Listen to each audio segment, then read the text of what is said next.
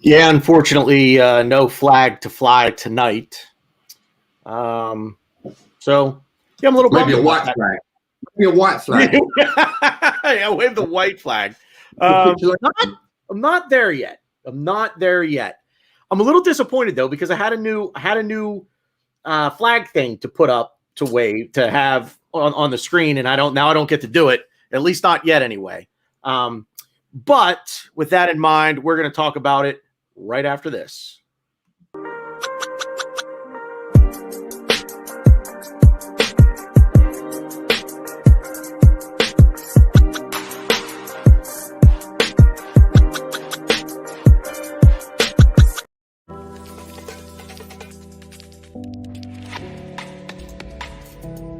West Cork Beard Company make beard oil and beard balm for a strong, healthy, great-looking beard.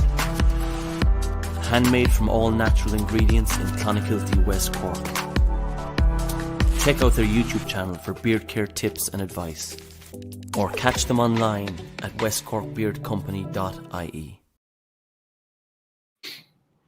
You know what? I need a smoother transition between the intro video and then the beard oil thing, because like we popped in and then popped right back out. Yeah, they almost caught me picking my nose. Well, it catches me stroking my beard all the time. So it doesn't actually catch me. I'm just always doing it. So how are you, Stan? I'm very well, mate. Very busy at work, rainy weather here in Vancouver, but I can't complain. I don't know. Which would you rather? Is it cold up there? Yeah, it has been quite cold actually. Would you rather have cold and snow or cold and rain? Cold and in rain. Cold and rain? Yeah. See, I'd give me the. So let me go to Ryan. So for those that don't know, here on the East Coast, we just the hand of God just came down and dumped a bunch of snow on the East Coast. Right. Here in Pittsburgh, we didn't get much. We got maybe 3 inches, give or take. It's actually snowing like hell outside right now. I went out to get dinner earlier, and I was practically driving in a whiteout. Ryan, how much snow did you guys end up getting? I believe like around 10 inches. Wow. So New York City got like 2 feet. I almost said 10 feet. They almost got 2 feet or something.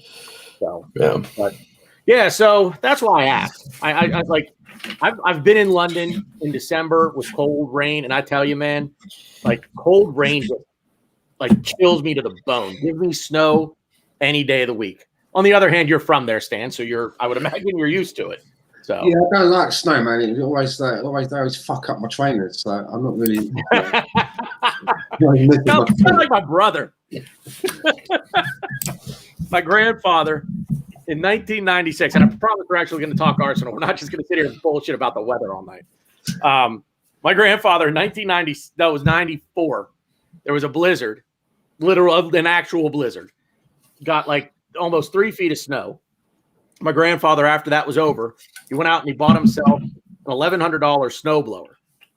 And he brings it home and he says, "I swear to God, I hope I never use this fucking thing." But yeah, so best investment he ever made. $1,100 on a John Deere snowblower, and he loves the fact that he has it. He hates snow, but he loves the fact that he has it. So, yeah, Ryan, how are you? Other than the snow, Pretty good. I was going to say other than the 10 inches, but I didn't want you to get excited. Wait, we're talking about snow? Yeah, I was happy. The only time you've ever seen 10 inches in your life was your prom date when it was your prom night when your date took off his pants. No, it was a girl, I think. Anyways. Sure. Yeah, no, it was good. I was happy. Woke up Monday, woke up to a text from my store saying, "Yeah, you don't got to come in. We're closing early. Snow day at work. Awesome." And then I go right on Twitter. Mustafi's leaving. I'm like, oh, this could be the greatest day of my life. And then we did some other transfer business, which I'm sure we'll get into. And then, we had a game today, apparently. And I watched it. So yeah. That's how I feel right now. Stan, you want to shout everybody out in the chat right now? Got 28 watching us. Give the We've got Darren's in there, Bargrav's in there, Tajaz is back again in there, Stefan, Hetherington, Romance, and Gothic Writings is in there. Gary's in there, don't waste a treat, doing his admin duties there, his marshalling duties. Onib's back again, Max Stara. So I do want to say real quick. Danny AFC TV's in there. If Gary doesn't say hi to you, it's kind of like fast food where if you don't get your receipt, you get like a coupon. I don't know. Some fast food, at least near me, if like they don't give you the receipt and you say something, you get like a burger for free or something. If Gary doesn't say hi to you in the chat, you let us know. And yeah, and just to reiterate, no one will be. You're not getting. Hang on, you won't give you a burger. You're not getting anything. You're not going to get anything. But Right? it's kind of the same thing. Yeah, we need to clarify that. People are going to say, "Oh, wait, if Gary doesn't say hi to me, do I get a jersey or something?" Like Free burger. yeah. You get a burger. Or you can have some French toast. Compliments the chef.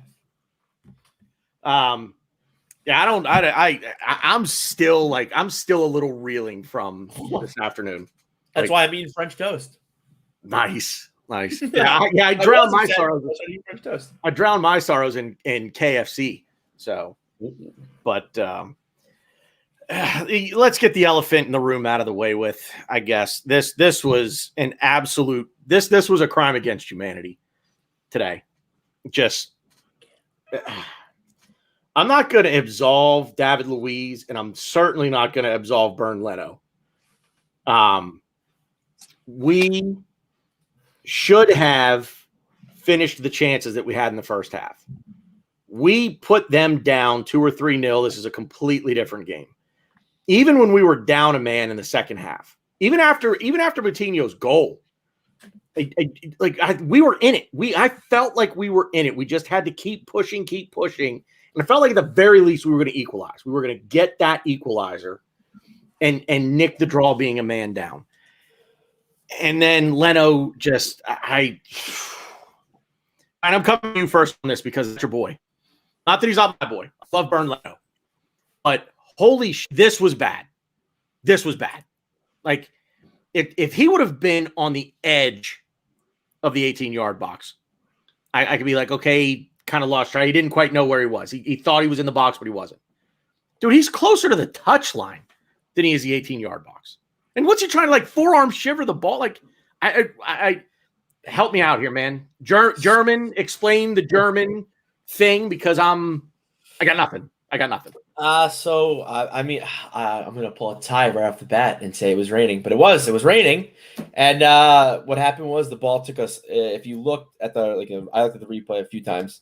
The ball skidded to his left, and he kind of misjudged the ball because of the way it hit the turf or the field, whatever the field's made of, and he realized, oh shit, I'm not getting this, and he kind of tried to cup it, this is like my body, but he took his arm and he cupped the way around. So he misjudged it. It's funny because had he caught, I would have been more upset with him if he had just caught it and was on the line of the 18 and he happened to be just a little bit over. But yeah, I mean, he was midair. The ball took a weird, move and no looking back, and at that point it just becomes almost like second nature. Not second nature. It's probably a bad word, but he just kind of was like, all right, well, I got to not let this ball get past me. So I'm going to go whoop. Yeah. So yeah, but yeah, definitely a mistake, but I don't think it's, again, it's bad. I'm not worried. It's not the kind of thing where I'm worried about him. And this is a one-off, right? I mean, we're not going to see this again from him, right? He's won us so many points. Why? I don't even know why it's a question. No, you don't know. You don't get the pass. You don't get the pass. Wait. Okay. I go. Now I want to bring Stan. Hang on. I want to bring Stan in on this. So, based on what Ryan and I just said, give me your opinion first. Does he get a pass? So here's the thing, right? With these two particular red cards, and this is just coming from myself. I like Bernd Leno. I don't like David Luiz. But the thing is, right? If I'm trying to be objective, right? The David Luiz one, ordinarily that was a very harsh decision, Yeah. right? You know, and I understand why the club are thinking of appealing it, right? I get that. But for me, the way I think about it, I'm just like, it's bloody David Luiz again, isn't it? You know, I don't forget, and I think it was either on this show last week or maybe over on Fan Circle, I was talking about the things with David Luiz. It's always going to happen. You know, it's always in there. You know, maybe another player who's in his place, maybe that doesn't happen. I don't know. Anything could have happened. Maybe another player gets skinned and it's a goal for the opposition. Who knows? But for me, and I'm just going to be perfectly honest, I'm not a big fan of David Luiz. So I'm just like, fucking hell, that's another red card. How many is he trying to collect, you know? But to try and be objective about it, it was a bit harsh. And then I go to the other side of the coin, you know, Bernd Leno, who I absolutely adore, by the way. You know, I'm like, oh, Bernd, why did you do that? What the fuck? You know, oh, Bernd. You know, instead of going, fucking hell, David Luiz. Because it's because of the way that I feel about the two players. But, you know, Bernd Leno's one was probably worse out of the two. He got himself caught. Absolutely. He's got himself caught in no man's land, and he's tried to do something. He's tried to repair the damage, and he's made a split-second decision, and it's just all gone. It's just all gone wrong, isn't it? It's just all gone wrong. So, I think Gary put it really well in the comments, saying Leno made a mistake. Luiz put himself in a bad situation. Yeah, and. It's tough because kind of, and I'm agreed to stay on this one. When the Luiz thing happened, obviously I didn't see the replay. When it happened in real time, I think I threw a gallon of apple juice somewhere. Megan yelled at me. Wasn't good. That's what she yelled at you for? Well, I kicked like a grocery bag and I threw a gallon of apple juice. I think is it a gallon or how do they come like it's a big thing of apple juice? Yeah, I was very upset. And then with Leno, I was like, exactly what Stan said. I was like, oh, Leno, like, no. But I feel like also, too, like, I have to think about it. Like, Leno's thing came second. So I kind of laughed. I was like, oh, like, I was pissed. Then the Leno's thing happened. And then I just giggled to myself, you know, and the gif of, like, the little dog sitting down in a chair and the whole room is like, yep. Yeah, this is fine. That's how I felt. Like, yeah, this is good. This is fine. This is great. Cool. I think it's as well. I mean, if Bernd Leno had a history of running out of his box and handling the ball, you would be like, bloody hell, Leno again. But he's usually very good. He gets us a lot of points and he usually makes some good decisions. But, you know, yet again, David Luiz gets another red card. And it's just because, for me, I just remember all the other ones he's clocked up and I'm not a fan of his anyway. It makes it sting a little bit more. You're like, of course it's going to be David Luiz. Of course it is, you know? So maybe I'm being unfair, and I get it, you know. I get it when some people are saying, like, you know, if you're really calling David Luiz out on this and saying it's all his fault and blah, blah, blah, then you're a bit of an idiot, you know. And I kind of get that, but you have to look at the emotions of it all. And as I said at the beginning, do you know what I mean? I like Bernd Leno, I don't like David Luiz. So yeah, you tend to give one a little bit more of a leeway, right? You will. It's just the way it is. Sure. And what hurts for me more too is I think if that had happened to any, like Leno's mistake, that could have happened to any player. If the ball's bouncing at you and you're trying to make a play on it and you're jumping up to like chest it or do something with the ball and the ball just kind of skids out on you, you're going to do that. Any I don't care what anyone says. Any player is going to have that reaction to kind of like, I don't want this ball getting past me. I'll deal with the consequences later, you know? And it just so happens that one of our best players, a very important position, Matty Ryan's hurt, and he just came to the club. Well, he's going to train this week. So yeah, I think something wrong with his hip. So it kind of just stacks up, and you're like, Leno, like look at this situation you put us in. Had it been, had it been Luiz who did that, I mean, if he was still on the field, or someone else, you'd have just been like, all right, we could like, I would be more upset because obviously it's not Leno, but you could be like, okay, well, we could make changes, we could move things around. Well, now we might have Runnerson against Villa on Sunday. So speaking of, I'm going to bring up Maxwell here. I wouldn't go. He made 2 good saves. I'm not going to say he didn't throw the ball in the back of the net. I mean, that's listen, improvement, right? But I just want to say about this match. Let's say neither of you had seen this game, you've been working all day, and I said, come around after work, we'll sit down, I've taped it. I was working while I was watching it. So. Sit down, I've taped the game, right? And I stopped it at, say, 42, 43 minutes. And I stopped the game and I said, right, tell me how the story ends. You would neither of you have just said, well, 2 red cards. Right. Do you know what I mean? A penalty going to go against us. At that moment, Stan, I'd have told you it ends 3 or 4-0 because they had nothing. They had absolutely nothing. And I think that's the most painful thing about this game. Yeah. I mean, when I sat down to watch it and we got up to say the 42-minute mark, I thought we've talked about the bad, but let's talk about something good. I really felt that Nicolas Pepe, and I said it again. I think it was either here on Ray's show. I want to see him have a run of games to see what he really is about. And I'm glad that he played today. And the goal that he scored, he gets the ball, passes it, gets it back, cuts back and takes on 2 players and manages to put the ball in the back of the net. I mean, what more can you ask for? That's what you want to be seeing, right? So to get to 42, 43 minutes, and if you just paused it and you said, well, tell me how this story ends. I mean, what happened after that was just pure madness. Really? Yeah. It might have been the best half of football we had played this season up until that point. Like and it was a mix of that, and I said this, to Megan while we were watching. I was like, this team, talking about the Wolves, they don't look like they want to play us. They just don't look. They're just not putting the extra effort in to get the ball. Saka was running through Kilburn or Kilfern. I don't know his name. Yeah, I know he's out of position, but he was slicing them up. Players they weren't making tackles. They were letting Partey make passes to the middle of the field. They didn't look like they wanted to be there. And then things happen, and now it's like, oh wait, all right, we're 1-1 at halftime. Sure, let's no, because in the second half, I don't even think they played that well either. I don't think they played that good either. I think I don't know who scored their goal, but it was a beautiful shot. Moutinho, and that's. Listen, I'm going to give credit where credit is due because that's a hell of a strike. But other than that, you have 2 plays that define the game, and other than that, they didn't look like they wanted to play us. They looked like they were at a training session, and I think that's what really gets me more mad. Is I don't want to say it, but part of me was like, geez, the refs and VAR want the Wolves win more than the Wolves do. Like, what's going on here? I growing up playing sports, organized sports my whole life, I've always been in that situation where I think the refs working against us, and you think you're going against 2 teams instead of 1.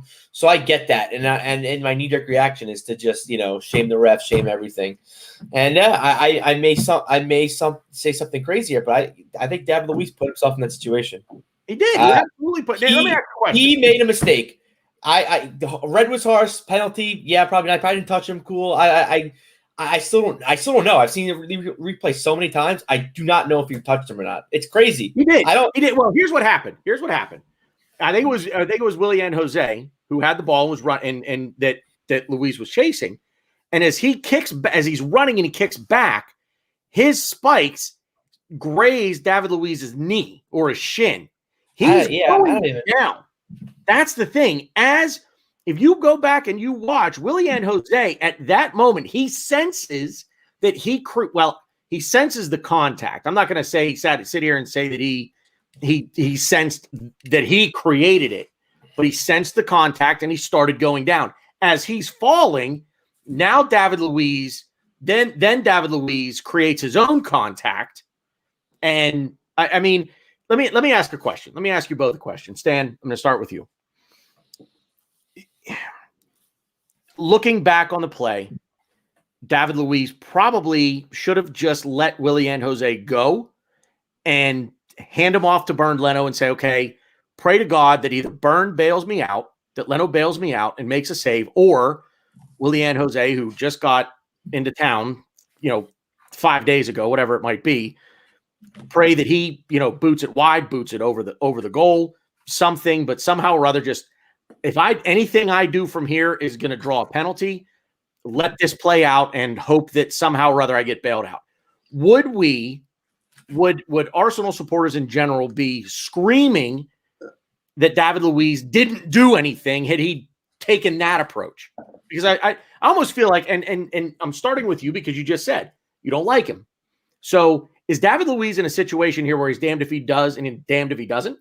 Well, the first thing is that when I noticed that the commentator was referring to a Wolves player by the name of Willian, for a minute I thought, did we sell him to Wolves? Did we miss the last second of the transfer window while I was sleeping. Transfer just got a lot better. Yeah, So, and I thought about it, and then I realised it was a totally different geezer. So that, you know, but you're exactly right, because you know you make a good argument about, you know, maybe leaving him for Leno to deal with. But if that all goes tits up and the ball ends up in the back of the net, for sure, you know, David, I would be the first one to go, he left him. Why is he not staying with the guy? Why is he not staying with him? You know, and that's just me. I'll be totally honest with you. You know, the fact that he's now got, you know, he got us a man down. I'm like I said, that bloody David Luiz, because I'm not a fan of his. But in that situation, you're right. I think a player like David Luiz is damned if he does, and he's damned if he doesn't. In that situation, if it ends up either way with a goal in the back of the net because he doesn't track back, or how he did end up today, he's fucked. Yeah, there's easy. And the thing is, he put himself in a bad position. Like Ryan said, a few other folks in the chat have said this. He put himself in a bad position. He's not where he's supposed to be defensively, and that's what allowed the Willian Jose run past him. So, I would rather see a player trying to repair their damage and make up for it than just think to themselves, well, I'm out of position. I fucked it now. I'll just let him run past. So and hope someone else can mop it up. So if you mop up my mess. Take off the bias cap. So you're saying you take off your bias cap, and you're saying what he did is what you would have preferred him to do. Yeah, you would have preferred him to try to make the play. Yeah. Fair. Real quick, I want to bring up Lawrence Emmanuel's comment here. Why are we blaming the team tonight, Stan, when it was Craig Pawson's poor officiating that cost us the game? Before you answer, Lawrence, we had our chances in the first half, man. I'm not saying Craig Pawson is beyond reproach, and I'm not saying he's without blame. He certainly is. But we had our chances in the first half to make this thing easily 4 or 5-0 in the first half, and we didn't take those chances. You don't put the entire loss on Craig Pawson. You just don't. I'm going to go a step further. I don't blame – well, okay, no. Craig Pawson had a bad game officiating. Oh, an awful game. For that play, I do not blame him giving the penalty. He was in such – in the moment. To that angle, I would have called that penalty. I would have been a penalty. Yeah. I freaked out. I told you, Apple juice go bye-bye. I was like, Luis just fucked him up. We just gave a penalty away. VAR is where I have a problem. VAR should be coming in and correcting this Pawson's mistake. I don't blame Pawson. I think any one of us would have made that mistake. And if anybody in the chat says they wouldn't, I don't believe you. I think he was in a. I think Pawson was in a really bad spot to make that call. Made the wrong call. VAR should have came in and been like, yeah, no contact, no nothing. Get rid of the red card. They didn't. You said wrong. And it was a quick check too. The check was, oh yeah, cool, yeah, bye, see ya. So, and if I remember correctly, or maybe it's Pawson, I don't know, but all I know is either Pawson or whoever did VAR today was the same ref that called off our Socrates goal against Crystal Palace when we pulled ahead 3-2 for a Callum Chambers foul when Callum Chambers got fouled. So I think that might have been Pawson who was our ref, but it's just you know, it's tough. And to Jorge, he could have went to the screen, I guess. But when is that? Like, what does it happen? Like twice, you know? And talking about VAR, it kind of gives me a segue because I didn't mention my beer of the week. And what I'm gonna say is, and I hope nobody in the chat is a gypsy because whatever. But my beer is Notorious Gypsy because gypsies growing up they steal stuff, and I feel like the game got stolen from us. We had that game won, put to bed. We outplayed them, outclassed them. They didn't even want to be there. And like I said, the officials wanted the Wolves win more than they did. So, you know, a few things and boom, here we are, you know, blaming everybody but ourselves. And I agree. You know, I think we should have been up more, and I think we could have did more. And to even go further with the David Luiz being in the wrong position, he's running. I don't remember who it was. I think it was Samundo Saka was guarding Samundo. Luis was pressed up on Samundo when Saka was on him. He pushed off Samundo. Is that his name? I don't even know who it is. Semedo? I don't even know who. It might not even have been Semedo. I don't even know who it was. And then he's like, off to the races and runs back. So he shouldn't even. He was him and Saka were man mark or were double teaming the same. It didn't make any sense. I even said to him, I was like, Luis, what are you doing? Why are you right in Saka's face? Why are you doing this? He pushes off, and then boom, he's off to the races. And I must say, this will be my chance to say I told you so. Jessica, you know I love you, but I was very adamant on Jess's show, which everyone should check out. She knows Arsenal. Great show.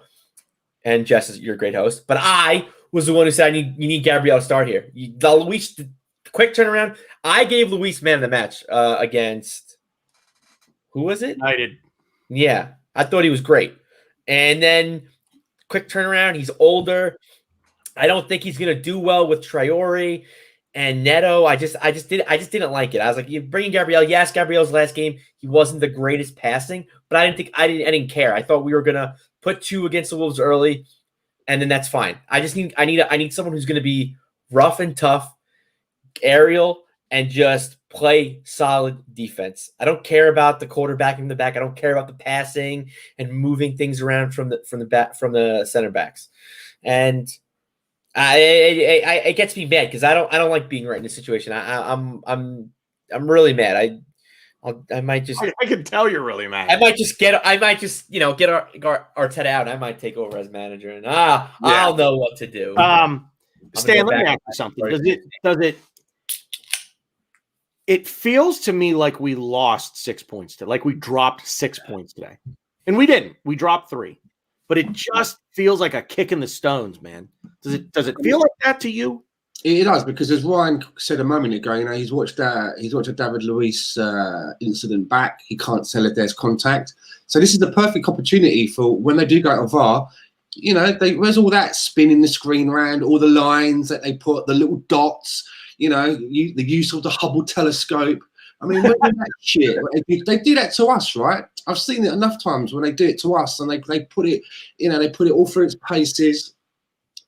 But that was a perfect opportunity. I mean, they've got the technology, so if there's any doubt, shouldn't they be using that technology to find out one way or the other? If anything, it might absolve David Luiz, with somebody like me who can't stand the fucking fellow. At least it might do that. Do you know what I mean? So I think what also got me more angry too is when we had the first goal that got ruled out for offsides. Every time and it's funny because I always complain about it. Whenever they go check VAR, they do the lines and they draw the line on the ground. Then they check the player and they do the line down. It's like a physics graph. I don't know what's going on. I'm completely lost. They didn't do that. When we watched the game, they were like, yeah. And they showed a very weird angle. And it's like, yeah, I think Saka's off. Yeah, yeah. Very quick check. Like, oh, yeah, offsides, no goal. So I think that even got me more mad because that was a quick check.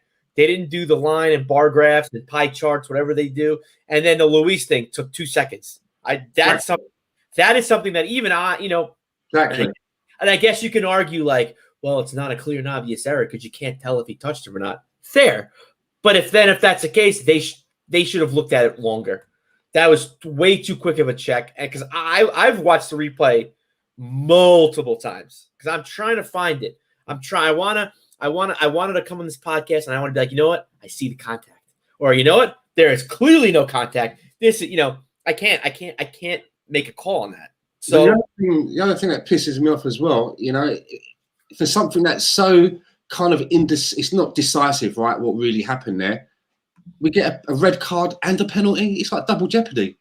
It's so there's a thing. They're going to give you a free shot on goal as well. It's like what? It's a triple. It's considered the triple punishment, which I heard they got rid of. Which why now right. They got rid of that. Yeah. So they supposedly got rid of this. Where now, figure this out. If Luiz actually goes in at Willian Jose's feet. If he goes in and makes a sliding tackle, misses the ball, yeah, but gets his feet, it's a penalty, but it's only a yellow card. Figure that out. Exactly. I don't get it. I'm just so this was a red. And the thing that hurts the most about this, number one, is he got sent off, and it doesn't really hurt me that he's going to miss a game or 3. And I don't know what the rule is. I thought if it was a straight red card, I hope it's 3 personally, but there you go. I hope it's 3 personally, but there you go. Who was it earlier in the year that we had that conversation about? Like, thank God we don't have to see him for 3 games. Xhaka, yeah. But at any rate, it's the triple penalty. So you get sent off, you get a match ban, and they get the penalty. So it's the triple punishment, which they supposedly got rid of. And I can't believe that VAR went back and looked at this and actually upheld the red penalty. Sure, you're not going to get much of an argument out of me about the penalty, but a red card, really? Like that? Yeah. That just I mean, are they the only thing I could wrap my brain around is they're calling it a clear and obvious scoring opportunity, and David Luiz impeded that, and that is an automatic red card. So that's I'm dumbfounded at it. Any positives to take from the fact that we only lost 2-1? Because I'll be honest, even when we were down 2 men, I genuinely felt like we could still score.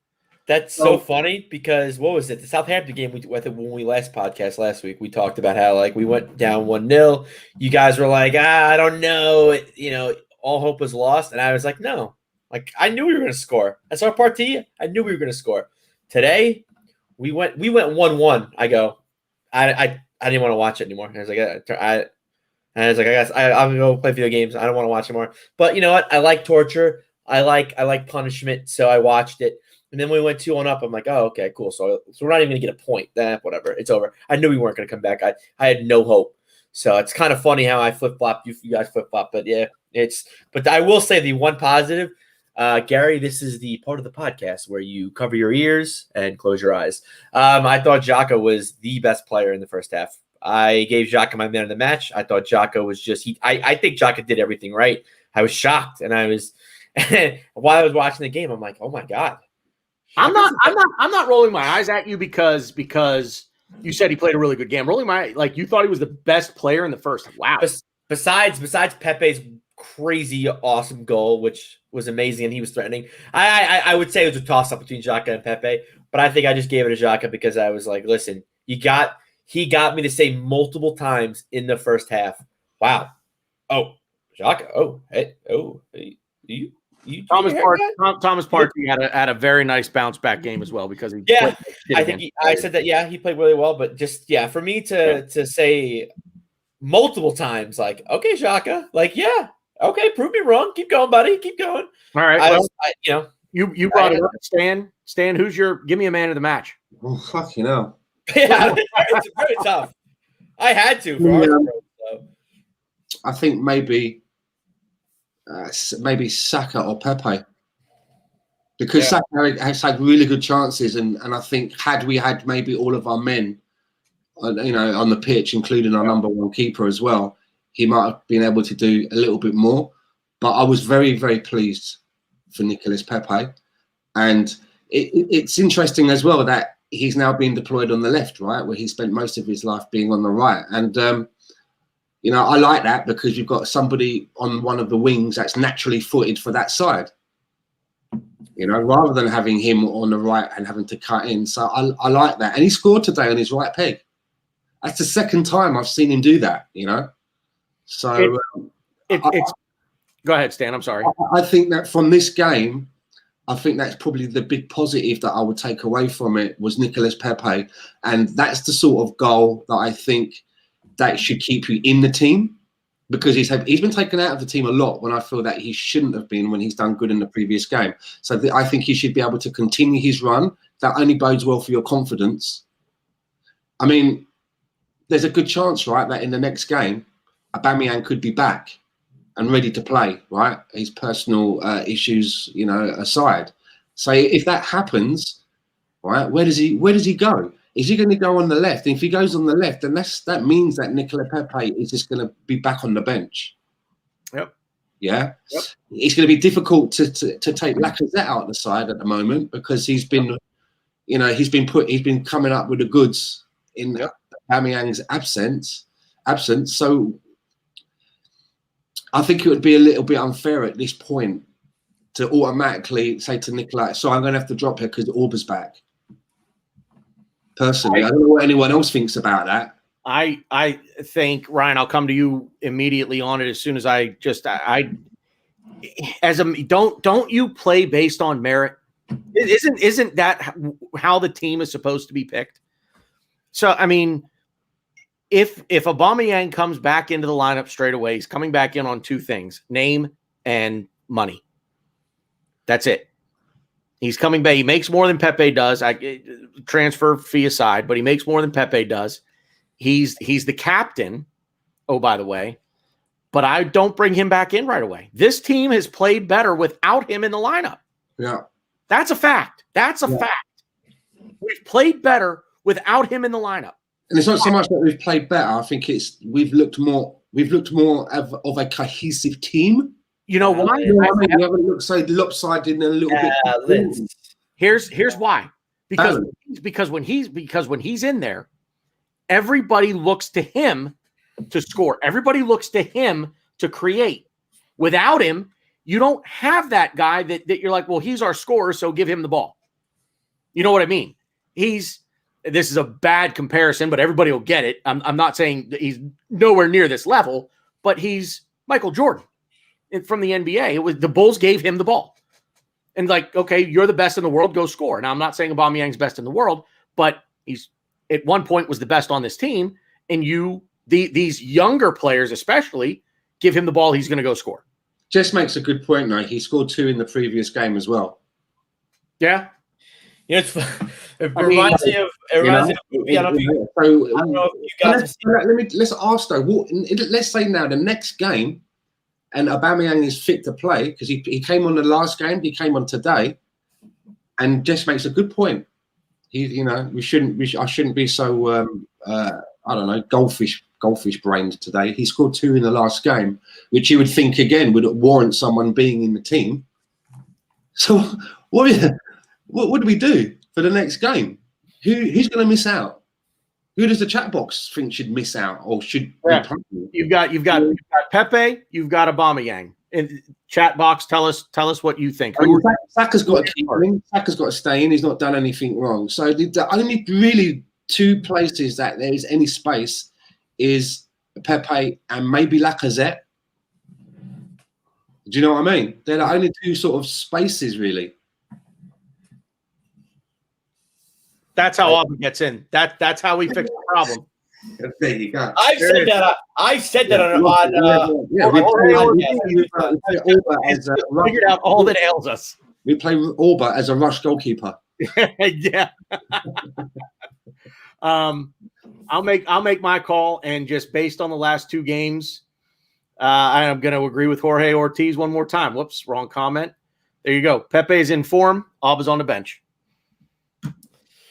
Simple as for me. If you're in form, and hate to say it, but Aubameyang right now lost out because and I'm not faulting him by any stretch of the imagination. He had a family issue. I think his mother took ill, and that's absolutely family life comes before football. But unfortunately, we're in win now mode. And right now, I think with Pepe being in form and his confidence is starting to grow, I think he has to get the start. Ryan? I mean, even throw form out the window, I think Pepe has to start. I agree with you guys in that we played much better without Aubameyang. We're more balanced without Aubameyang. It's tough to say because we were all somewhat excited when he re-signed, and we were happy that he pretty much won us an FA Cup. Let's not get too out of control, but he kind of did. But yeah, you got to ride the hot hands Pepe, and I think where it kind of complicates things is you said it, Tanner, he's our captain. So I don't think that matters. I know some teams and some coaches always want their general out on the field. I wouldn't call Aubameyang a general or a leader. But you have to bench Aubameyang. You have to play Pepe, and I also think he's not going to be captain of this team for much longer. Not really for what he has done. I just think there's just better leaders on this team. So look, right, we've just talked to. It just occurred to me as well. We're talking about this, but hold on a minute, right? Here's another curveball. We've got to throw Gabriel Martinelli now into the mix. Now, that's another cat amongst the pigeons right there. Yeah, I mean, he's okay. been taken out a few times. Maybe not be completely fit, but I mean, what do you do? He's the kind of guy you bring on the 60th, 70th minute, and you say the defense is tired. Go outwork them. But run them ragged and do your thing. I don't think he's a guy right now, anyways. I don't think he's a guy that starts. I think, I think you're right. I think I don't think tactically he's really there yet. I think where did he come from? Third tier, fourth tier Brazilian league. I don't think tactics were a big thing. So second, excuse me. He seems to get back and defend a lot. He seems to get back when he's needed. And I mean, in that last game he played, if you remember, he came running out of nowhere and headed the ball out just before that's before their player could. And I think that's just because he's just full of energy and he wants to work for the team and he wants to do anything for the team. And credit to him. But I just think he's a guy you bring him on towards the end of the game. You go run that D. They're tired. Go crazy. I just had a thought, and I just with Martinelli, I've been saying this for a while now that the younger players are coming through for us, and if we drop Aubameyang and go a little younger, it just seems to work better with the younger players. And I don't mean to repeat myself, but I said before, we're a better team without Aubameyang in the lineup. It's just that simple. I don't. Go ahead. To Star's comment. That's why I giggled. If Abba's on the bench, Cedric goes to right back. No. I think Lacazette's the backup captain or Bellerin. Well, no. If somebody takes Bellerin's spot, then it's Lacazette gets the armband. Well, but Star, the answer, if this is a question, the answer is in your question. As to in my opinion, who should get the armband. No, it's not Cedric. Is he from Scotland by any chance? Yes, he is. Xhaka doesn't touch the armband unless last 5 minutes of the game, all the captains get subbed off or something. He's never going to start a game with the armband again. They would. I don't think Arteta's that dumb. I want to shout out Egal real quick. EGTV, thanks for being here, man. Appreciate you checking in on us. Is it a good problem to have, or are we not? I mean, this is like Manchester City problem level stuff, isn't it? I mean, all these players that were like, man, he could play. Wait a minute. Oh, he could do it too. Wait. Oh, by the way, there's this dude. And, oh, yeah, there's one more sitting over here still that could do the job too. I mean, there's just not enough time to go around. And if Martinelli ends up falling down the pecking order in this, we're going to lose him. And I don't want to lose him. I'll tell you that right now. We're not going to lose him. I don't know, man. I don't know. You really were. I don't know. He's the kind of guy you bring on. Not right away. But Alba ain't going anywhere for 2 years. They're talking about extending Lacazette's contract now, which I don't think we should do. If I'm being totally honest. Pepe all of a sudden is rounding into talking about extending David Luiz's contract, which scared the Jesus out of me. Here's proof positive today of why you don't do it. If you're going to extend his contract, that dude is the fire extinguisher in the glass case. In case of emergency, break the glass. That's it. That dude doesn't get a sniff unless he's doing the dirty laundry. And trying to take my bias out of it and maybe take your bias out of it a little bit. I think, too, Luis's contract and what he does with this club, I think also hinges on Saliba. I think if we don't think Saliba's ready, I think we might be like, yeah, we got to keep you. I mean, you don't really have a choice. We got rid of two center backs just January in the transfer window. Who do we have, really? You have Mari, Chambers, Holding, Gabriel. Is that it? Or and David Luiz. Yeah. So I feel like if you loan Saliba out again, which honestly, based on how everything's going, it might happen. It's not. I don't think that's out of the realm of possibility. I think you're gonna have to extend Luis. Do I agree with it? That's another story. We can't. Well, the question is, okay, so pressing question here just popped into my mind, and the transfer window did just shut, so we can kind of segue into that a little bit. But does it make more financial sense to re-sign David Luiz here again if he is legitimately considered the in case of emergency break the glass center back, or go buy one?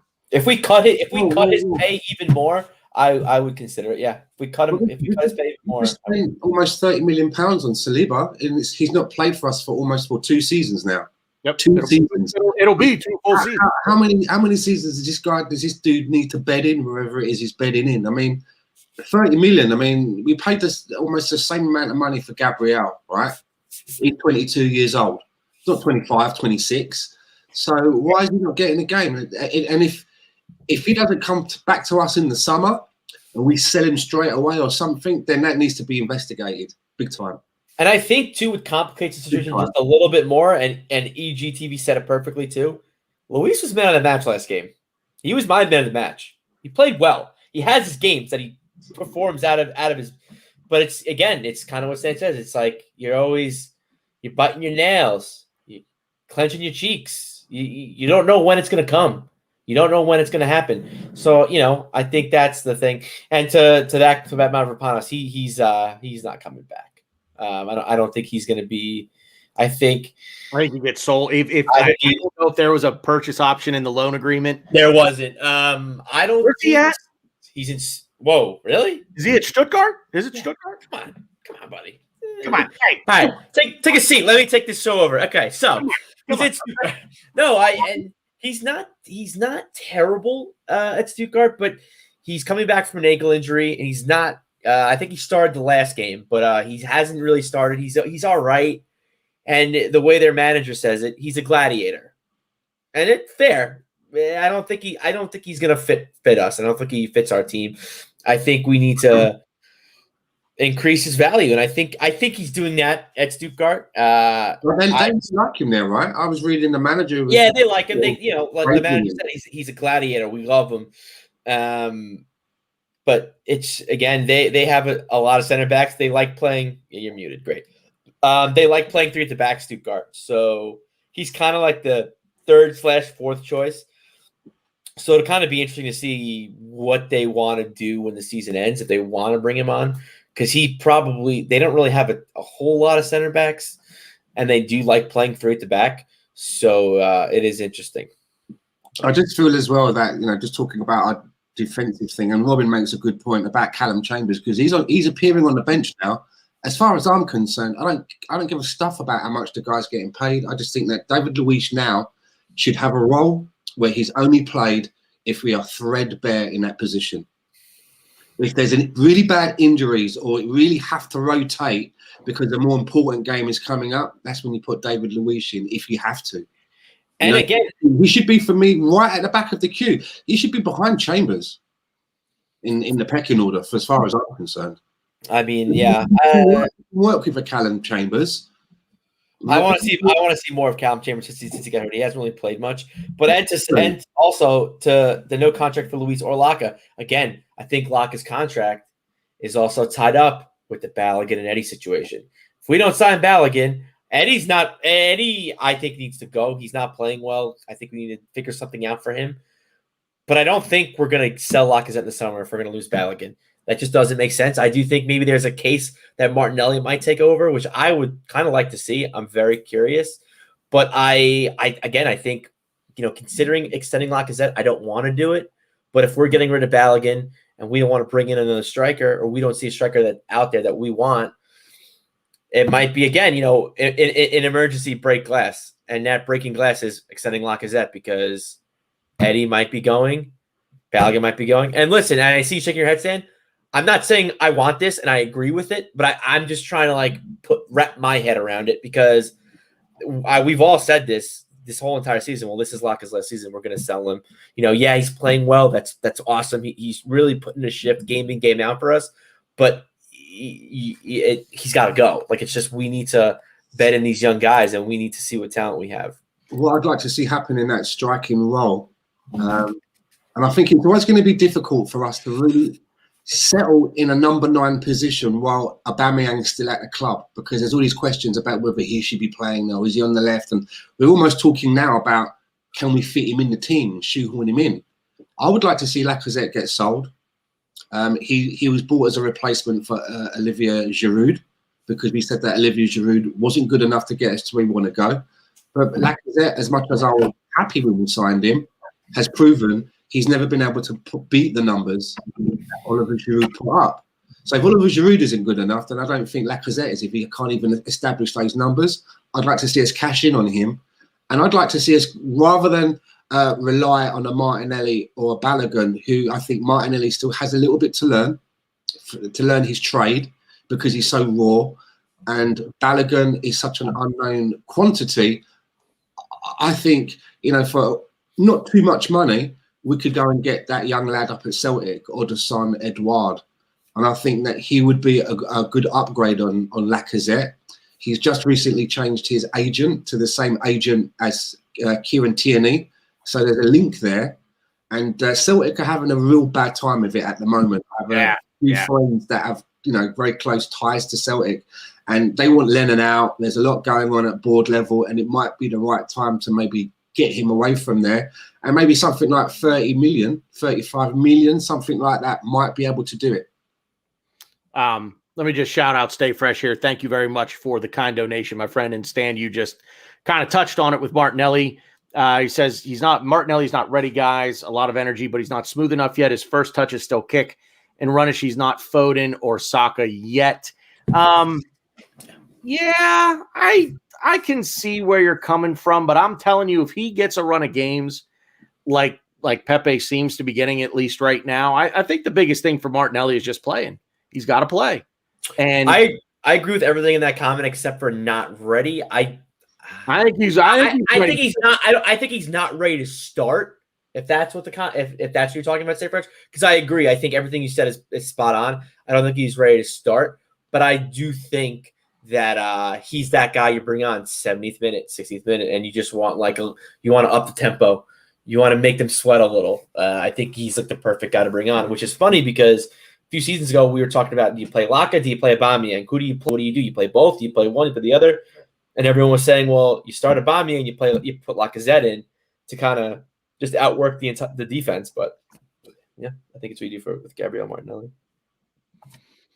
I'm just scrolling through the comments here. EGTV Gal said, Ryan, you can touch on this.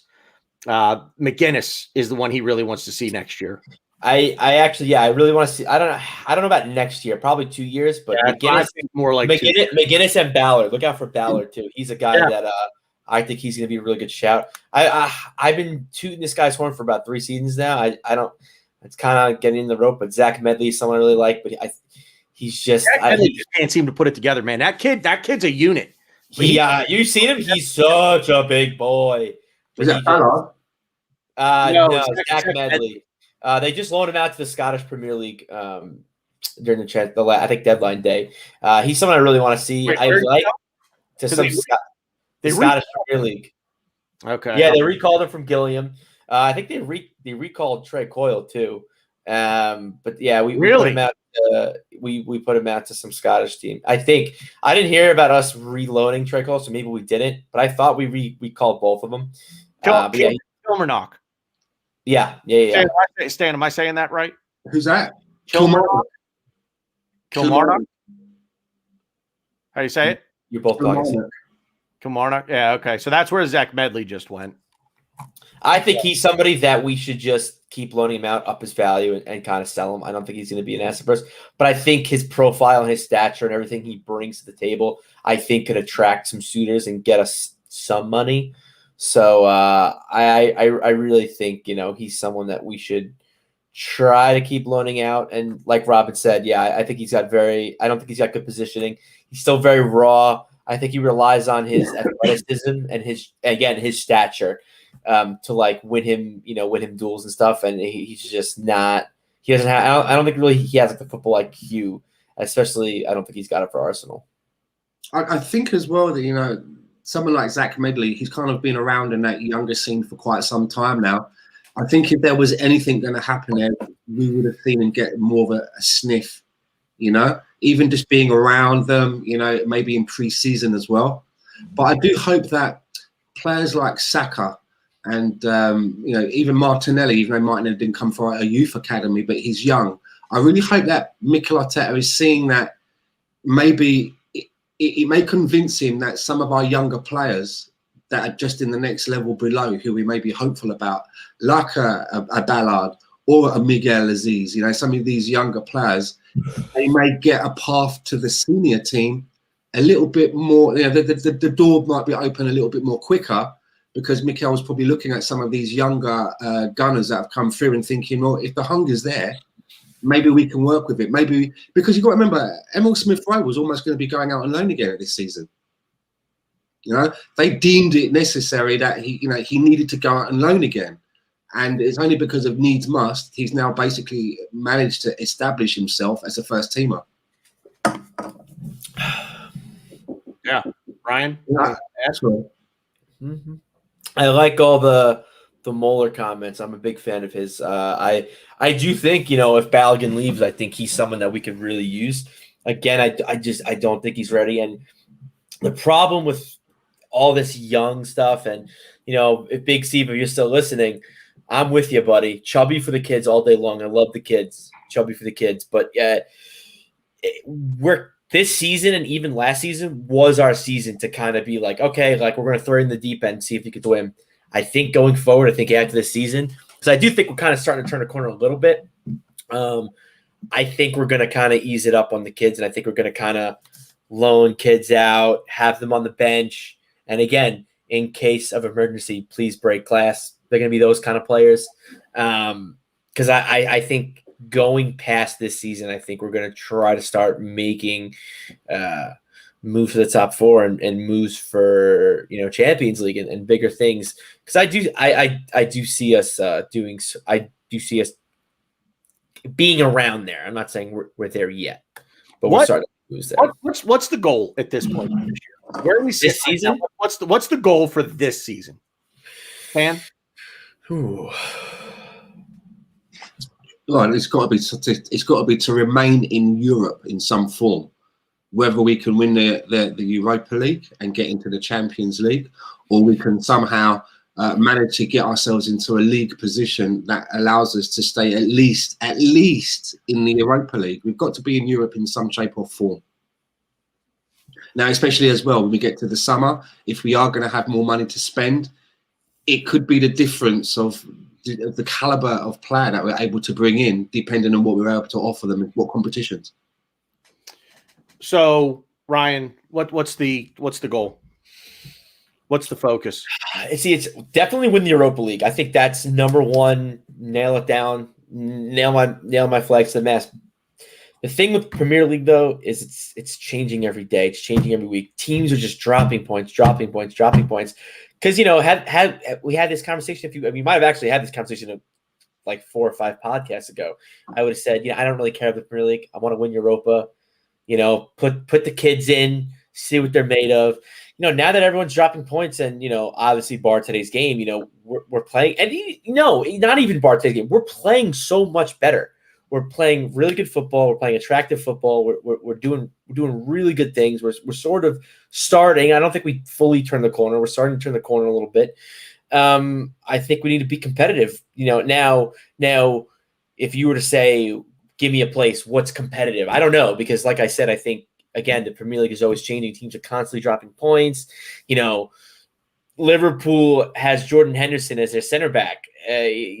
Things are just always evolving, and Harry Kane's missing time because he did his dumb fucking foul he tries to do on people. Well, karma's a bitch.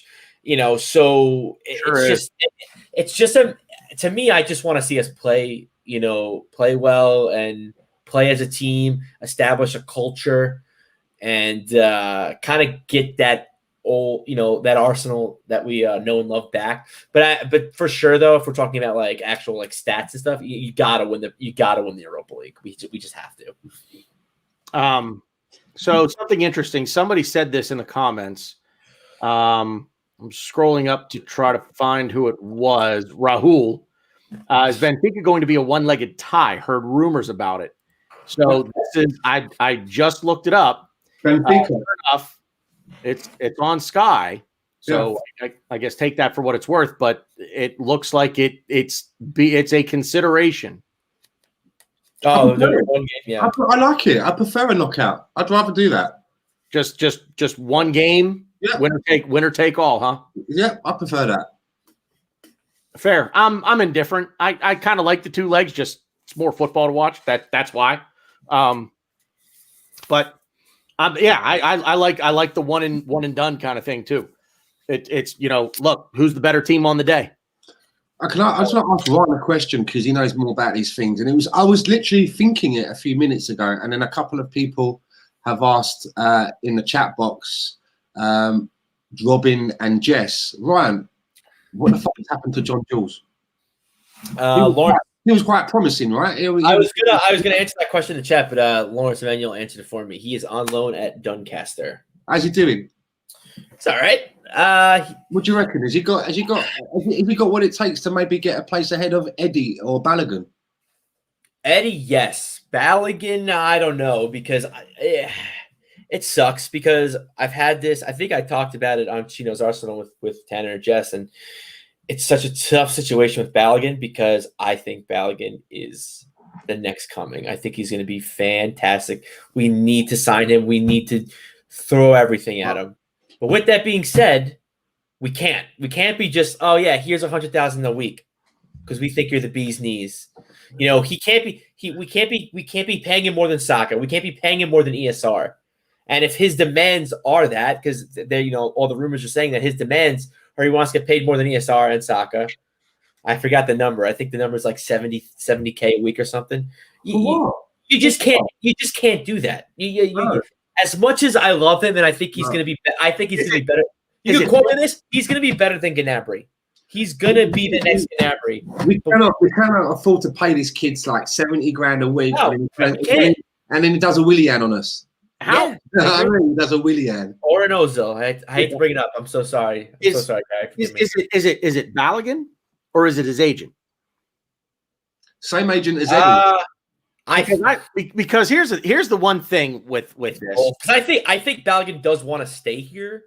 But then at what point, if you're going to your agent saying, "Look, I want to be here, I want to stay here," and your agent's like, "No, we're going to do this, we're going to do this, we're going to do this," at what point do you just say, "You know what, man, I've had it with you. I'm telling you what I want. You're not doing it. You work for me." Yeah, if I'm the player and he's not doing what I want him to do, I'm saying, bro, you work for me. You do what I tell you to do. If I tell you I'm going to play for a bag of peanuts every Sunday, you go get me the contract that gives me the bag of peanuts every Sunday. It's not that simple, as you could see. Two clear examples recently.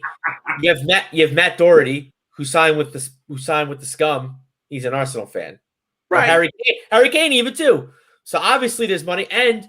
I just saw this, I think today, the center back that Liverpool signed from Ben Davis. No, the other one from Schalke. From Schalke. He's a big Chelsea fan, and there's a tweet of his that says, "Go on Chelsea, fuck off Liverpool." Says something like that, and he's now playing for Liverpool. So it's like, yeah, like I get what you're saying. If you really want to stay at the club, it's the agent's got to make you happy, but. The agent's like, yeah, cool, but I can make you triple what you're making at Arsenal. You just got to go to Germany and play for RB Leipzig. But is he really going to get him triple? Is he really? But he's going to – if he leaves, if he doesn't sign with us, he's going to make more money elsewhere. I believe that. He's not going to leave. We're not going to present them a contract just for argument's sake. Hey, you're going to sign this, $50,000 a week. And – Dortmund, you name any team. I don't care. You can name Bayern Munich. You can name any team. They'll match Arsenal's offer. He's not going to leave. He's going to get paid more elsewhere. And I think that's why he leaves. I was watching a clip on Paul Merson on Sky. They were talking about, these two centre-backs that Liverpool have signed. And he was going about, this lad from Germany. I bet he can't believe he's like Kenny. All of a sudden now he's going over, he's going over to the to the champions. He goes, his agent should get a knighthood. He should get a knighthood for that.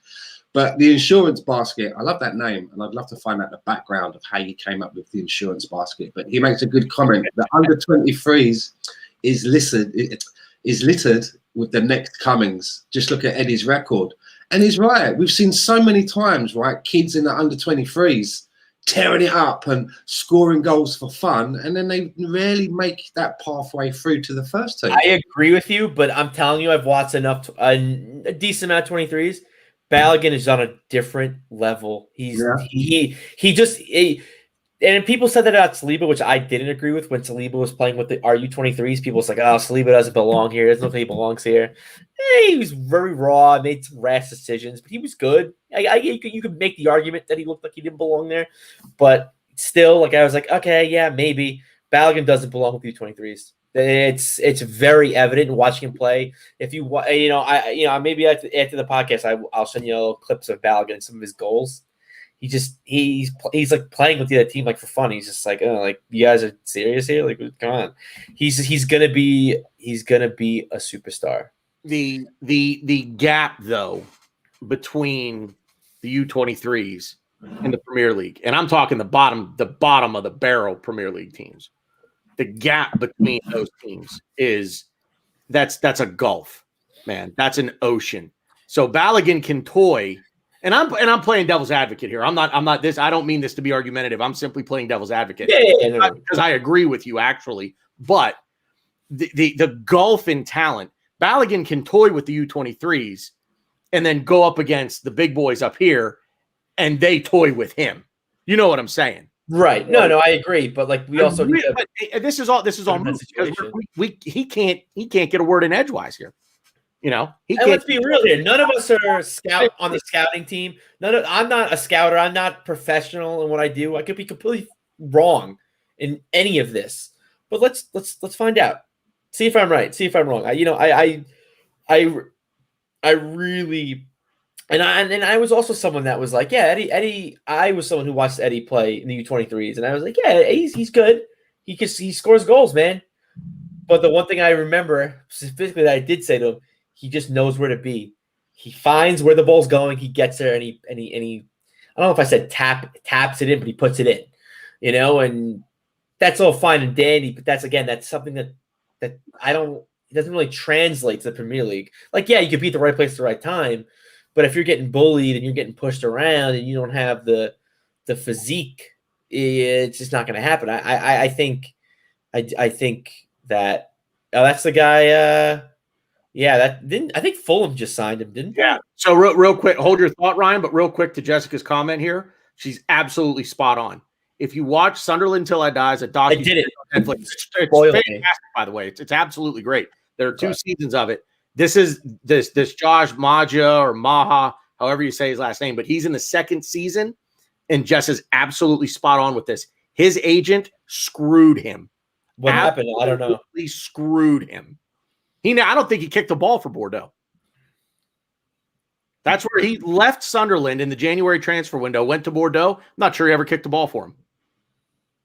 But at any rate, so the transfer window closed. Stan, give me a rating. That's a really bad segue, by the way. That was awful. We were just talking about the U23s, and I saw the stop sign. I saw the stop sign or the yield sign, and I just fucking whizzed by it. 1 second. Oh, okay. So Ryan, give me your grade on the transfer window. So I know I made a grading on Jess's show, and I don't even know what I said. 9.59. I'm a little lower because me, Tanner, and Jess. What? Talked you into it, didn't I? No. You didn't talk me anything. I and Jess can back me up on this. We talked to us in the after show, and I was like, oh, I forgot to mention the Balogun and Eddie situation. To make our transfer window better, I would have liked the Balogun situation sorted. I think I would have liked Eddie's situation sorted. But I would give it probably an 8. I would say it's an 8. And Max, Toby, Manny, Michael slate me for this because in the chat I was like, oh, it's a 9. 9 because we were so good. And then I kind of thought about things. And the thing, too, is that I was constantly kind of battling with and coming up with a rating is you got to think realistic. we could sign, we're not going to sign Messi in the January transfer window because someone will be like, oh, it would be a 10 if we signed Messi. That's not going to happen. We're not going to sign Messi in the January transfer window. So you got to kind of look at that way. And, usually it's not a period of a lot of movement normally, especially for like big clubs, unless you need something like Liverpool needs center backs. They got two. But we got rid of everybody, kind of Barjaka. Sorry, Gary, but that we needed to get rid of. I probably could have got rid of maybe one or two more. Maybe we sent our kids out on loan. And again, and I had it at 9. I kind of lowered it a little bit more because I kind of wanted Nelson to go out on loan too. I think he needs a loan really bad. Honestly, I think he kind of needs a loan more than maybe not more than AMN, but I think he needs a loan more than Willock. Just on the fact that I just think Willock, I don't think he's ever going to make it here. I think we just need to kind of cut our losses and sell him. But who knows? He could do great things in Newcastle and raise his value, and I hope he does. And I wish nothing for the best for him. But I think for me personally, I think something is still there for Reece Nelson. I don't know what it is. I can't tell you. I just see something in Reece Nelson that I think we could use. Maybe not as a starter, but definitely as a squad player, someone that we could bring on, or for rotation purposes. Or anything like that. But and then too, like everyone talks about, oh, we didn't bring in a left back, we didn't bring a backup left back. I'm not as concerned about that as everybody else is. I think that giving sorry, Gary, given when you put you're starting 11 out and you have your subs and stuff, you're not normally going to have a left fullback and a right back on your subs. You can have one or the other. You'll probably have a fullback. Yeah, you're not going to have both. You're not going to have both.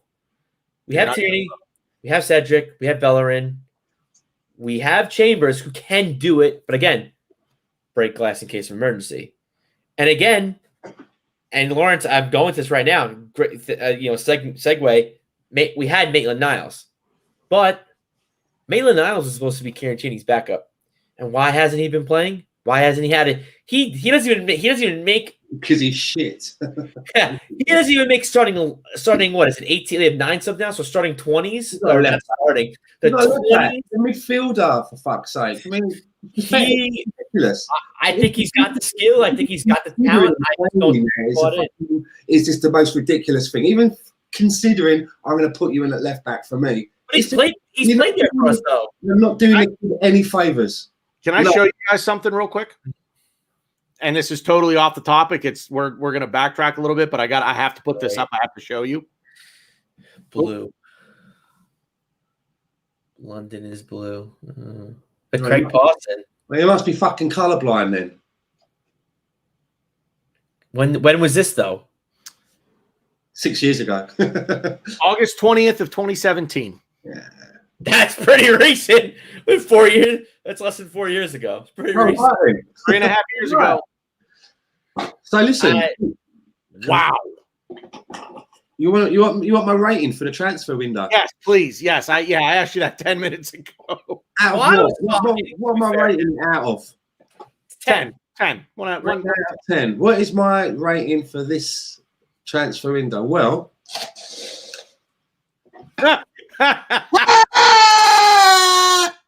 I'll give it a 10. We got rid of Mesut Ozil. There you go. That was coming. We get rid of 10 for a 10 for Stan. That's what I like to see. Perfect. There you go. Well done. I'm very happy. I'm very happy. It's done. It's finished. It's over. Also, too, just real quick, what I want to say about left backs, I think, too, we're better off waiting until summer to sign a backup, because there's going to be more of them and they're going to be free. Whereas if we brought in a left back now, I think we would have had to pay. So that's why I didn't really care about a backup. Yeah, that's why I wasn't concerned about a backup left back. So to me, it's just Eddie Balogun, and he's still here, but he's playing well. So I guess I can't be too upset. He is playing well. What else is on your mind, boys? I think we've pretty much covered most. Man U game? Do we talk about the Man U game? I mean, does it matter? But I mean, we can if you want to talk about it. You know, we can. That's fine. I mean, it was an entertaining game. I'll say that. I think the result matches the game. I think it was pretty evenly played. It was entertaining. It was an entertaining 0-0 draw to me. That's my opinion. I don't know. Stan's got a look on his face. Feel like you might disagree with that. I just have this thing that if I was able to change a rule in football, one of the first things that take this bloody house.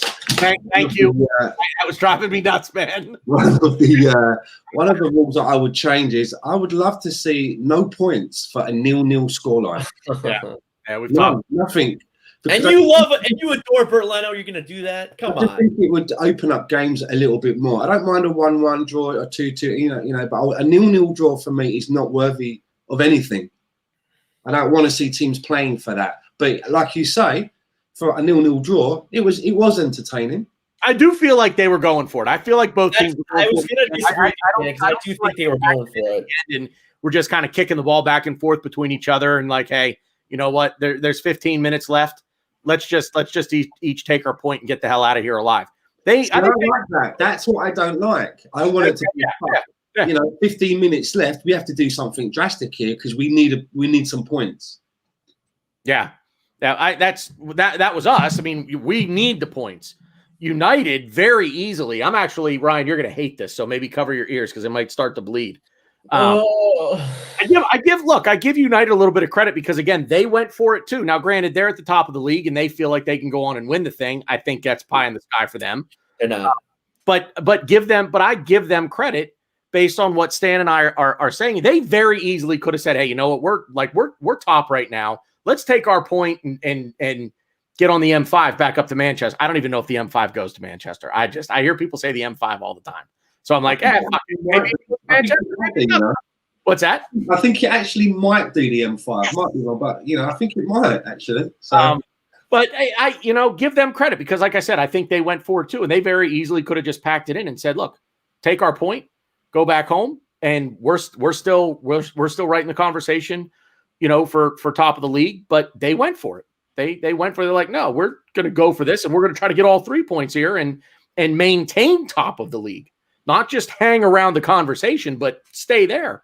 So, yeah, entertaining 0-0 draw to me. I don't really have much else to. Thomas Partey had a shitter of a game. He stunk. I don't want to say shitter. He definitely had a poor. He had a poor game. He had a poor game according to his standards, which I agree with. But he didn't have a shitter. I think he was great defensively. I just think he was very sloppy with the ball. He's very sloppy passing the ball. But like, you got to figure where our midfield has been last year and early this season. I didn't think he played that bad. Like, you got to, considering, like, what was it?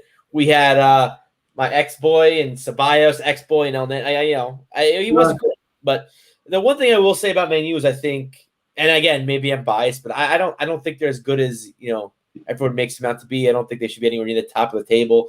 So they've only scored, you know, I'll pose this question to you guys. How many goals has Man U scored against a Big Six team and Leicester this season? Any idea, Stan? Put your finger down, Tanner. Show some respect. No, I don't. 1. And that 1 goal, yeah. You know what, Tanner? I'm going to give you a burger after the show. And that one goal. I love that he does this because I can just Just do it more often, man. I don't know. Since you should do it more often, you have the power. Lick my balls, both of you. One of you takes the right, one of you takes the left. He's back. And I am a little angry. And the 1 goal that they scored against Tottenham when they lost 6-1. So I don't buy into the hype that everyone has on Man U. Oh, they're a title contending team. They might do it this year with Ole Gunnar Solskjaer. Get the fuck out of here. Please tell me that was not your attempt at Howard Cosell, man, because that was bad. Was it? No, I just did like a random like 50s. I'm a 50s guy. I don't know. But yeah, Howard Cosell. I don't know who Howard. I do know who Howard Cosell is, but I wasn't trying to do him. But yeah, no, I'm just not bought. So I kind of wish we got 3 points. And I know a lot of people said it, I think in our chat last week, another podcast I was on, you know, people said, you know, 3 points or bust, you know, they'd be really upset with, you know, a point. And I agree with it. But in the same respect, you know, you say that leading up to the game and then you watch the game. You saluting? Okay. Yeah. In leading up to the game or watching the game, I should say, I think we played really well. I think we, you know, and to me, I have a soft spot for a clean sheet for Bert Leno. because we apparently sold the wrong goalkeeper. You see? Yeah, see, that's I don't know, it's like a random accent I do. I don't know what it is, but Man, you got to help out here, man. You're the actor. You got to jump in. It's all like W.C. Fields has walked into the room. Okay, we should have held our own.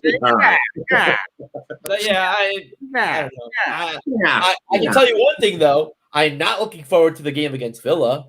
That's what I'm not looking forward to. Which I'll be at work, so I won't be able to watch it live. So yeah. Well, no. You'll be at work that early. It starts at 7:30. I got work early that day. So yeah, I'll actually watch the whole thing. Stay fresh. Thank you very much for that, man. Appreciate that. Great show, boys. Great show as usual. We should try to do this twice a week. We can only stand so much of Ryan at a time. So I was gonna say each other, but call me out. Okay, fine. Hey, man, you're the redheaded stepchild here. What do you want me to say, man? We always pick on you. And yes, the curtains do match the drapes. I can only say curtains. Yeah. Wow. Sorry, wow. I'm thinking about W.C. Fields now. Yeah, right. Yeah, but I don't know. Anyway, who's our next game? Villa Saturday morning. Oh, battle of the goalkeepers. Oh, but Owen's not going to be playing, is he? Runnerson. No, honestly, that's like my thing I'm not looking forward to. That's the one good thing I think about Leno being out, because I don't need to hear this like, oh, Leno versus Martinez, who's better? And like, if they beat us 1-0 or something, oh, Martinez is better than Leno. It's like, no, it's not. That's not how this works. Is it Runnerson or the other chap that we just bought? So Ryan's hurt with it. He's got a bum hip apparently right now, but a bum hip. Be training. Did we buy him with a bad injury? No, he hurt himself. He hurt it in training. He got himself stepping out of the car when he arrived at Arsenal. That's exactly when he did it. That's exactly what he did. Yep. Signed the contract, the medical, stepped into the car. That's when he heard it. Oh, I got in one. He was holding up his hands with his goalkeeper gloves on, and they tried to toss the ball. All of a sudden, it was just, oh, my hip. It just went. Oh, well. And that's the thing too. We kind of didn't talk that I didn't talk about in the transfer window. I think I don't want to say more excited, but I definitely liked the signing of Matty Ryan more than I did Odegaard. I think Odegaard's going to be a better player. Don't get me wrong. I'm excited for Odegaard. I just think Matty Ryan is the perfect person to bring in. He's an Arsenal man. He's a very good shot stopper. He's good with the ball at his feet. And he's a good goalie. And, for Brighton, they have that Sanchez guy, but, he was kind of getting games here, getting games there. But the one thing that, I kind of not watched games, but I kind of looked at, why? Because Matt Ryan was a good goalie for Brighton last year and 2 seasons ago. It's like, where's the Sanchez guy come out of? He's been a good goalkeeper for them since they got. People go like, like Matt Ryan would have bad games, and they just, he just wasn't consistent, so they brought him in. But then you realize if you look back at all of his games that he played for Brighton, he played against the big 6 teams. He played against the Liverpools, the Man Cities. Yeah, no shit, you're gonna have a bad game. You're on Brighton and you're playing Man City. You're not gonna have a clean sheet. So I'm a big fan of the signing. I'm excited for Matt Ryan. I think he's gonna be perfect for us. I hope we could get him on a permanent and kind of get rid of Runnerson a little bit. But everybody, shout out Rowan right now, joining us in the chat from. Hey Ryan, hope you will, brother. We appreciate it. Honestly, Rowan, I didn't ship bricks because the bricks were already out of me. I was so checked out at that point. I was like, oh, here it comes, the blonde boy wonder. I do have something that I know we're going to be going quite soon, I think. But I do have something that I'd like to ask that popped into my mind, and it fucking jumped out again. It was yes, I'll tell you what it was. It was Thomas Partey, right? I never claimed to watch a lot of Atletico Madrid before we bought him. I've seen some bits and pieces. I knew about the reputation. I know what it is that he's supposed to be able to do. But for what you've seen of him so far, I just wondered what people's thoughts on Thomas Partey, being that he's kind of like our last marquee signing, if you will, what your thoughts are on him. I'll be totally honest with you. I've not seen anything, that's made me like come out of my chair. I'm not at the moment. I'm just being honest. From what I've seen so far in the limited, time that I've seen him, I'm not seeing anything that I'm not seeing from El Nene. Better passing. He's a better forward passer of the ball. He's a better dribbler with the ball. He will make a run forward, whereas El Nenny's El Nenny will run. He's just not going to do it with the ball at his feet the way that Thomas Partey can. And I legitimately think that we've yet to really scratch the surface of what Thomas Partey can do. He's a special player. He really is. He's going to be, I think, if the trend continues for him, and I see no reason why it shouldn't, I really think the best is yet to come for him. I don't even think as a player he should be right at about the peak of his career right now based on his age. I think he's got a little ways further to go up that arc before he starts hitting the downslope. So another run of like Pepe a little bit. A run of games. Yeah. The more that he plays, and I think also it's going to be there's going to need to be some consistency in who he plays with in the midfield, because he's going to sort of play in that midfield too, if you will, where he's going to have a partner back there that they're going to need to work well off of one another. I'm not saying he needs it, but right. I think he needs to develop the consistency with one person. To be honest with you, he seems to be developing that with Granit Xhaka right now. So real quick before I answer this, I don't even know who said this. Hanayumi. I probably butchered it. I'm so sorry. I am fit. I am fit for the Villa game on Sunday, but I do not think Arteta is going to select me. But I'm fit. I'm ready to go. I could put in a shift. I don't think I'm going to get selected, though. I hate to break it to everybody in the chat. But as far as Partey, I'm actually surprised you said that, Sam. I think he's the stuff that he's done. I don't think he's been as good as I thought he was going to be, because I have watched him in Atletico a little bit here and there. But the stuff that he has brought to the team, the stuff that he has done for us, is something that we've been looking for quite some time. You know, he breaks the press really well. He gets the ball, he makes that half turn, and he just dribbles through pressure it's like seamlessly, just very easy. And again, someone said in the chat, I'm so sorry, I don't know who it was, but he had that brilliant pass to Saka, who hit the post in like the first minute of the game. I think it was like 30 seconds of the game. He had a monster pass to Saka, who beat Kilburn, Horn. I don't even know. But yeah. Lone Star London, he says, "Ooh, let's give him a run of game." Bollocks, earn it. Well, if we thought that way, right? Seriously, Thierry Henry and Dennis Bergkamp would still be sat on the bench. Yep. Look how long it took them to settle in. Yep. And if you don't play Lone Star Londoner, how do you earn it? Exactly. Training session, you see. Sorry. Yeah. Slaloming in and around cones. What slalom! Look at the way he slaloms around those cones. I think I'm going to play him on Saturday. Maxwell brings up a good point, because that's when I was like, when I first started, I've always liked Partey's profile, but when we played Atletico in Wenger's last season, I was like, oh, this is like the best player on the pitch. Both games, he was the best player on the pitch for both teams. I want him. I mean, and anybody that's going to go back and watch his highlights from his time with Atletico, you need to take those with a pinch of salt, because of Diego Simeone's coaching style. He's just very defensive. So, are you chuckling at me saying pinch of salt, Stan? No, I'm just chucking at Lone Star Londoner, spitting his dummy out, going, "Grow up!" I mean, come on, man. I mean, come on. Like, it's probably the first time that I've actually bit back at one of your comments over the last 5 weeks. Do you know, I think I'm doing pretty well. Do you know what I mean? I actually think you've got off lightly for the last 5 weeks. So have another one of them. You know, it's so funny. So I know, Stan, you're into the boxing MMA thing. I don't know how much you are, Tanner, but just got announced last week. Jake Paul, a YouTube influencer, he's boxing against Ben Askren, an MMA guy, a very good wrestler. It's going to be okay. I'll probably watch it, because I like Ben Askren, because he talks a lot of shit and he's hilarious. But they're boxing? Yeah, they're boxing. And he's fighting Jake Paul. I'm willing to be your manager, Stan, and have Stan versus Lone Star London on the undercard. I'm willing to make it happen. We could set this up, get some pay-per-view points going, get you guys some cash in a little bit, because I think we could get a decent amount of viewers in on this. And me and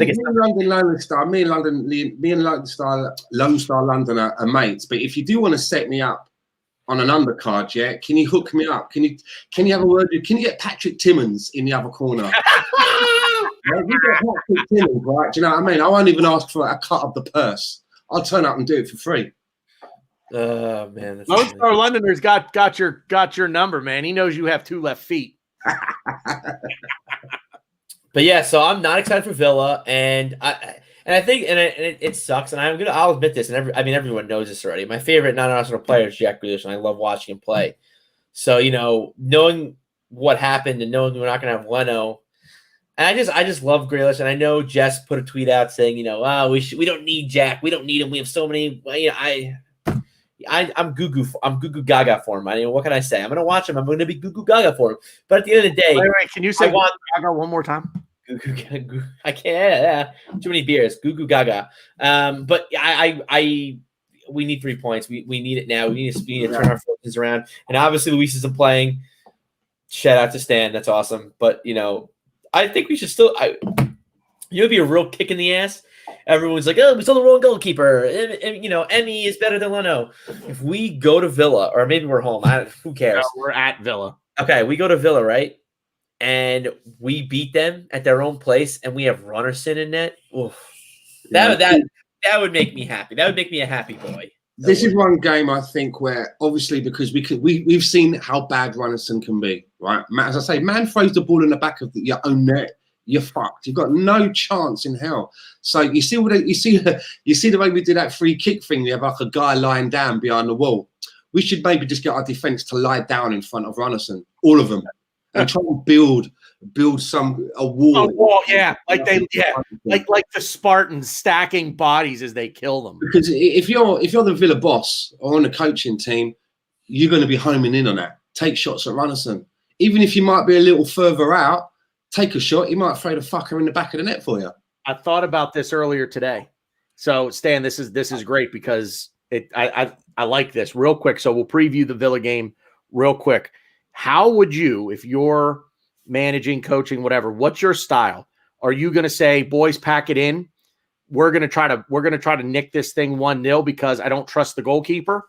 Or do you go Marcelo Bielsa and just say defense, as in this fence or that fence? Because we're not going to try to stop you. We're just going to try to score goals. Because my point being, Leeds aren't interested in playing defense at all. They just want to score. So do we go balls to the wall trying to score? I'd do what you said at the very first. Obviously, I would phrase it differently so that Runnerson doesn't think, fucking no, he thinks I'm that shit. Yeah, sure. But it'd be like, lads, let's really help him out. Let's help Runnerson out today. Let's keep it really compact at the back. Do you know what I mean? Like, don't go venturing off too much. Make sure you've got your man and you've marked him. And then another thing as well, I saw it again today at a set piece. Either Hector Bellerin is a lot smaller than I originally thought he was, or they're purposely asking him as some kind of like a joke to mark the tallest man on the team. Because every time I see him in the marking someone for a corner kick, he always seems to be marking someone who looks like the Jolly Green Giant next to him. He always seems to be like looking at the air up there. So I don't know if he's just literally, small anyway, but it's ridiculous. But yeah, I do what you said there. But I'd keep it really compact because of Runnerson.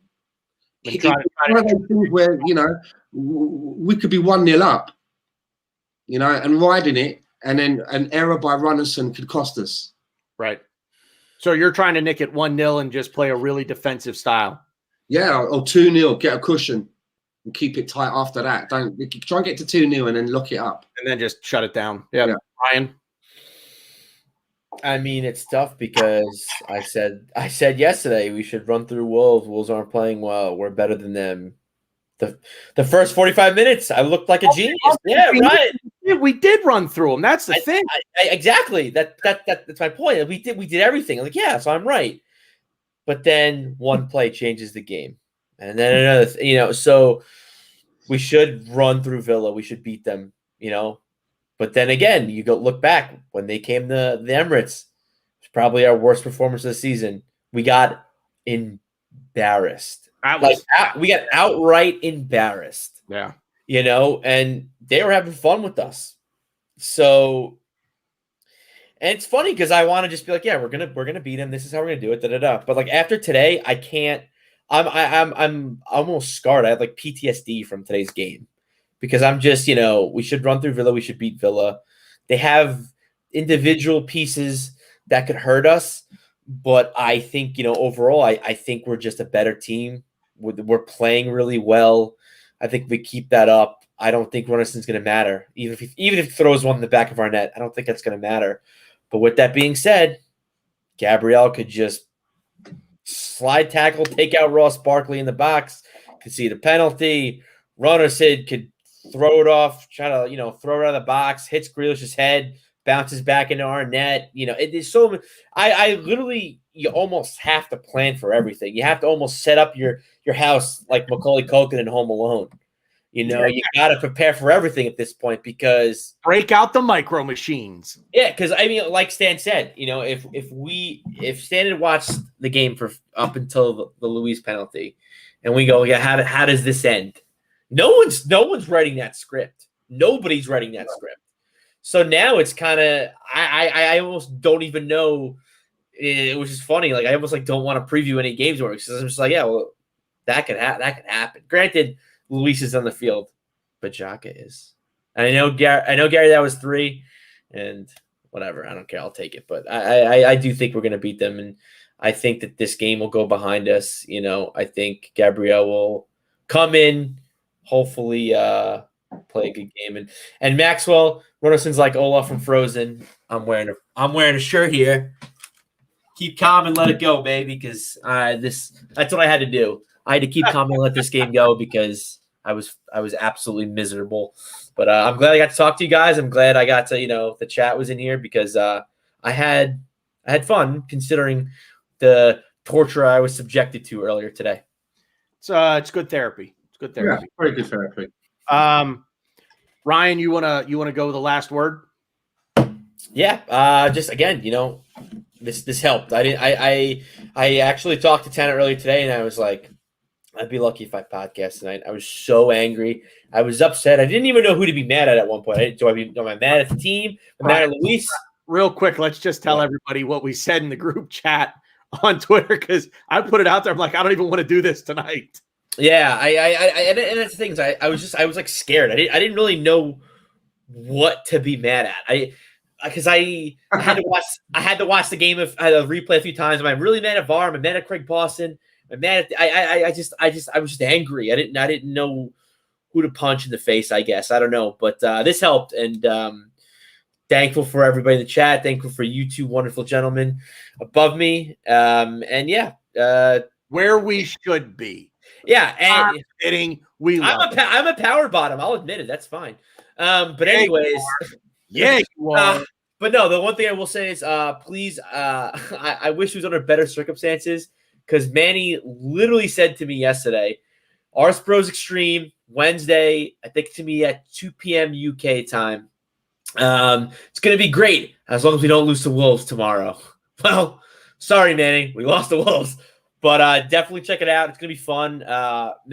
Watching Manny, listening to Manny podcast is always fun. He's awesome dude. I'm sure he'll have a lot to say. I think he might be talking about the transfer window more so than the game and celebrating it because I know for a fact he has said that our transfer window was a 10 out of 10, and he was very excited and excited for what we're going to do in the future. So definitely check it out on the Arse Bros channel, on YouTube, Facebook, wherever. I think it's going to be Wednesday, which is tomorrow, 2 o'clock UK time. So I think for the East Coast, that's 7. No. Wait a minute. No, I'm an idiot. Shit. Manny's gonna kick my ass. I think what time is he doing it UK? I think it's 2 o'clock our time. So it's 7 o'clock UK. 7 p.m. UK. But don't worry, I'm very slow, and I've been drinking my Notorious Gypsies like water. I will retweet the podcast, but seriously, everyone should check it out. It's gonna be fun. But yeah. Cheers, guys. Stan? Just the same as usual. Just want to say big thank you to everybody in the chat box, the 12th man, as usual, for coming in and listening to us three chat shit about Arsenal, as we do every Tuesday. Thank you for all coming and listening, and a pleasure as always to be on with you two. And looking forward to having Rohan back with us next week, the 4. So, yeah, that's it from me. Thanks to everyone. I'm just going to shout out Gary's channel real quick. Don't waste the tweet. Gary, Yes, put the please link. check that out. Yes. Gary put the link in the comments, so please copy and paste that. Gary, type into the comments just what they could search on YouTube for you. They just wanted to go onto YouTube and type something into the search bar. So put that in the comments as well. I'll try to talk a little bit so you can get that done. I want to shout out Rohan real quick too. Thanks for jumping in here, man. We miss you. We're thinking about you, buddy. All the best. So, yeah, everybody, Tony, 4 horsemen, never the same was never the same without the first 4. I Kid can't even read. Yeah, right. The original 4 were the best 4, weren't they? The best 4. Who was it? All right, wait. Was Flair? Yeah, and Tully Blanchard, and wasn't it one of the Von Erichs? Was it one of the Von Erichs? Was it Kerry I'm Von not that old. DX baby sucking. They had Steve McMichael for a while, didn't they? Mongo McMichael, yeah, they had him in there. They had Chris Benoit for a while as a horseman. Yep. Yeah, who was it? Yeah, we gotta look this up. But anyway, here we go. I killed enough time. Yeah, awesome, Gary. Thank you. So you can go into YouTube, just search DWTT Arsenal, and that should bring up Gary's channel. Please go give him a subscription, watch his videos, give him some thumbs up on all that stuff. He's doing a great job over there as well. Thank you, Gary, for moderating the chat. Like Stan said, 12th man. Thank you, guys. We really appreciate it. We're on to Villa. Early start on Saturday morning for those on the East Coast. Real early start for those on the West Coast. That's 4:30 your time, man. You know who we missed? Who? Woo! I said Ric Flair. Fuck, did we miss? Did we say that? I said Flair, Arn Anderson, Tully Blanchard. Ric Flair, Arn Anderson, Ollie Anderson was one. His brother was one. I didn't realize Ole Anderson and Tully Blanchard were the original 4. They were the original 4. Wow. Ole Anderson. Well, you had the brother thing right because you said Von Erichs. So you had the brother thing right. Yeah. So, all right, guys, that's going to do it for us. We really appreciate everybody. Good footy talk, guys. We'll see you out there.